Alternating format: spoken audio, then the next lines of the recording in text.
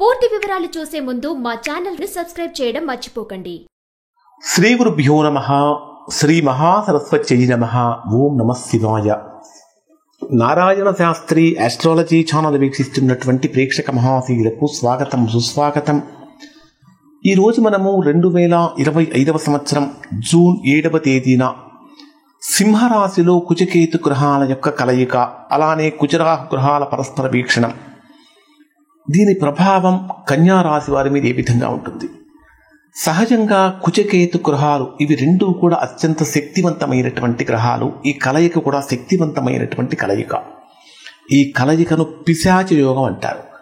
ఈ కలయిక ప్రభావం కన్యా రాశి వారి మీద ఏ విధంగా ఉంటుంది? ఎప్పటి వరకు ఉంటుందంటే 2025 జూలై 28వ తేదీ వరకు, అంటే 52 రోజుల పాటు. దీని ప్రభావం కన్యా రాశి వారి మీద ఏ విధంగా ఉంటుందంటే, సహజంగా పరిశీలిస్తే ఇవి మీ రాశికి 12వ స్థానంలో, వ్యయస్థానంలో, మోక్ష స్థానంలో జరుగుతున్నాయి. ఈ ప్రభావం కారణం చేత కన్యా రాశి వారిలో ఆత్మాన్వేషణ, ఒత్తిడిలు, కొన్ని రకాలైన దుస్వప్నాలు, కోపావేశాలు, రహస్యపరమైనటువంటి వ్యయాలు, నిర్లక్ష్యపరమైనటువంటి ఆరోగ్య సమస్యలు కలిగే అవకాశాలు ఉంటాయి. కొంచెం డీప్గా కనుక మనం పరిశీలించినట్లయితే, కుజుడు 12వ స్థానంలో ఉన్నాడు. కుజుడు దేనికి కారకుడు అంటే శారీరకమైనటువంటి శక్తికి, సోదరులకు అంటే తోపుట్టువులకు, ధైర్యానికి, వీటన్నిటికీ కూడా ప్రధానమైనటువంటి కారకుడు. అంటే కొన్ని రకాల యుద్ధాలకు కూడా ప్రధానమైన కారకుడు. కేతువు కూడా విఘ్నాలకు, మాయా ప్రపంచానికి, నిర్లిప్తత, నిరాసక్తతకు, కొన్ని రకాలైనటువంటి స్ఫూర్తికి, విచ్ఛిన్నత, సపరేషన్స్ కూడా కారకుడు అవుతాడు. రాహువు భ్రమలకు క్రియేట్ చేస్తూ ఉంటాడు, ఆశలు క్రియేట్ చేస్తూ ఉంటాడు. కొన్ని రకాలైనటువంటి రాజకీయ సంబంధాలకి, విదేశీ యోగాలకు కూడా కారకుడవుతాడు. ఇక్కడ 12వ స్థానంలో జరిగేటటువంటి ఈ గ్రహాల యొక్క కలయిక ప్రధానంగా తీసుకుంటే, 12వ స్థానం అనేది దేనికి సంబంధించిన స్థానం అంటే వ్యయస్థానము, మోక్ష స్థానం అంటాం. జనరల్గా కేతువు 12వ స్థానంలో కనుక సంచరించేటట్లయితే, మోక్ష స్థానంలో కేతువు కూడా మోక్షకారకుడే, 12వ స్థానం కూడా మోక్షస్థానమే. మోక్ష స్థానంలో మోక్షకారకుడైనటువంటి కేతువు సంచరించేటప్పుడు జనరల్గా ఏం జరుగుతుందంటే ఆధ్యాత్మికపరమైనటువంటి భావన పెరుగుతుంది. ఈ కుజకేతు గ్రహాల యొక్క కలయిక కారణం చేత విపరీతమైనటువంటి అలసట పెరుగుతుంది. రాత్రిపూట నిద్ర తక్కువగా ఉంటుంది. కొన్ని రకాలైనటువంటి దుస్వప్నాలు వీరిని ఎక్కువగా ఇబ్బంది పెట్టే అవకాశం ఉంటుంది. స్వప్నం అంటే కలలు, పీడకలలు లాంటివి ఎక్కువగా ఇబ్బంది పెడుతూ ఉంటాయి. ఇక్కడ వీరికి ఈ సమయంలో కొన్ని అంటే మనస్సులో ఏదో జరిగిపోతుందేమో అనేటటువంటి భయం వీరిని ఎక్కువగా కుంగతీస్తుంది. కాబట్టి కన్యారాశి వారు ఎక్కువగా భయపడకండి.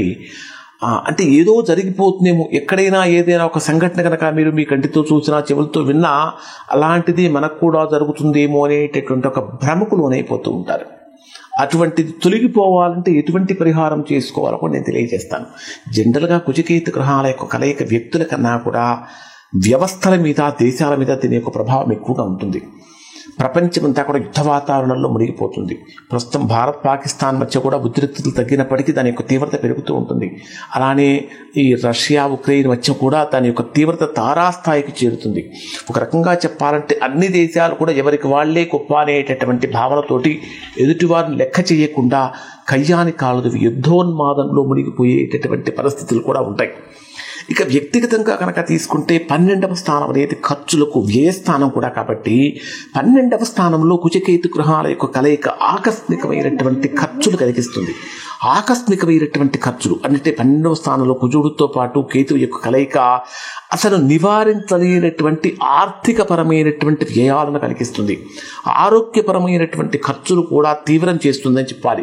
అలానే ఊహించినటువంటి ఆకస్మికమైనటువంటి ప్రయాణాలు కానీ, విదేశీ వ్యయాలు కానీ అధికంగా ఉంటాయని చెప్పాలి. ముఖ్యంగా చెప్పాలంటే ఈ సమయంలో ఖచ్చితంగా కన్యా రాశి వారు ఆర్థికపరమైనటువంటి క్రమశిక్షణతో కనుక లేకపోతే వేరే వాళ్ళ దగ్గర అప్పుల కోసం యాచించాల్సిన పరిస్థితి వస్తుంది, ఆశ్రయించాల్సిన పరిస్థితి వస్తుంది. ఎవరైతే ఆర్థికంగా క్రమశిక్షణతో ఉంటారో అటువంటి వారు చక్కగా ఉంటారు. ఆర్థిక క్రమశిక్షణ కనుక లోపిస్తే వేరే వారిని అప్పుల కోసం ఆశ్రయించాల్సిన పరిస్థితి కూడా వస్తుంది. అలానే ఈ 12వ స్థానం అనేటటువంటిది కుజకేతు గ్రహాల కలయిక జరిగినప్పుడు రహస్య శత్రువులు కానీ కోర్టు సమస్యలు కానీ పెరిగిపోతూ ఉంటాయి. దీంతోపాటు 6వ స్థానంలో రాహు యొక్క ప్రభావము, 6వ స్థానంలో ఉండేటటువంటి రాహు మీద కుజవీక్షణం కూడా ఉన్నటువంటి కారణం చేత కోర్టు కేసులు కానీ వాదనలు కానీ కొన్ని క్లిష్టమైనటువంటి సమస్యలు, అంటే కొన్ని ఈ సమస్యలు అనేటటువంటి ఎదురవుతూ ఉంటాయి. అసలు ఇప్పటిదాకా అత్యంత సులభంగా మనమే గెలుస్తాము అనేటటువంటి భావనలో ఉన్నటువంటి వారు కూడా ఒక రకంగా చెప్పాలంటే సంక్లిష్టంగా మారే పరిస్థితులు కూడా ఉంటాయి.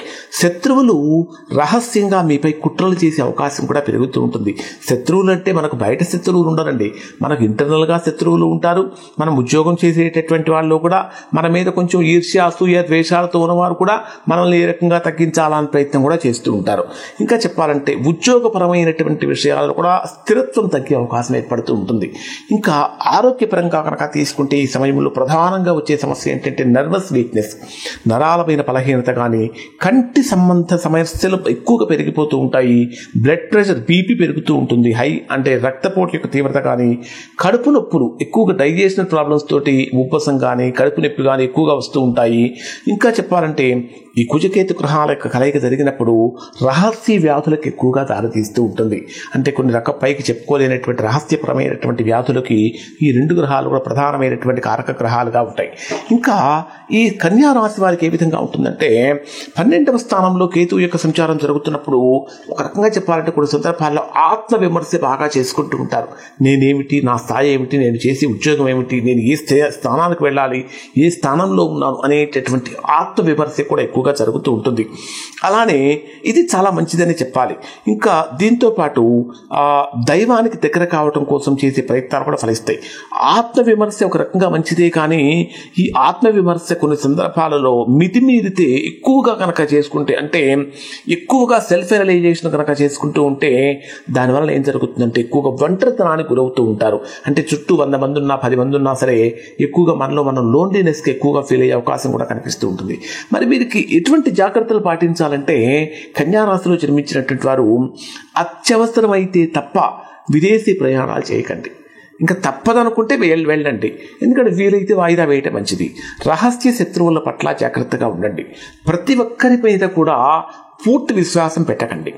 ఆరోగ్యపరంగా కనుక తీసుకుంటే కంటికి సంబంధించినటువంటివి కానీ, అలానే బ్లడ్కి సంబంధించినటువంటి విషయాల్లో కానీ, లేదా బీపీకి సంబంధించినటువంటి విషయాలలో కానీ ఎప్పుడు వాయిదా వేయకండి. వెంటనే తక్షణం వైద్యం తీసుకోవడానికి ప్రయత్నించండి. నిద్రలేమి తక్కువగా నిద్రపోవడం కాకుండా కనీసం 8 గంటలు నిద్రపోవడానికి ప్రయత్నించండి. మానసికంగా ఒత్తిడి తగ్గించుకోవడం కోసం ధ్యానం కానీ, శ్వాసకు సంబంధించినటువంటి ప్రాణాయామాలు చేయడం వల్ల మంచి ఫలితాలు పొందుతారు. వీరు చేయవలసినటువంటి అద్భుతమైనటువంటి పరిహారాలు ఏమిటంటే వీలైతే కుజ పాశుపత హోమం చేయించుకోవటం వీరికి చాలా మంచిది.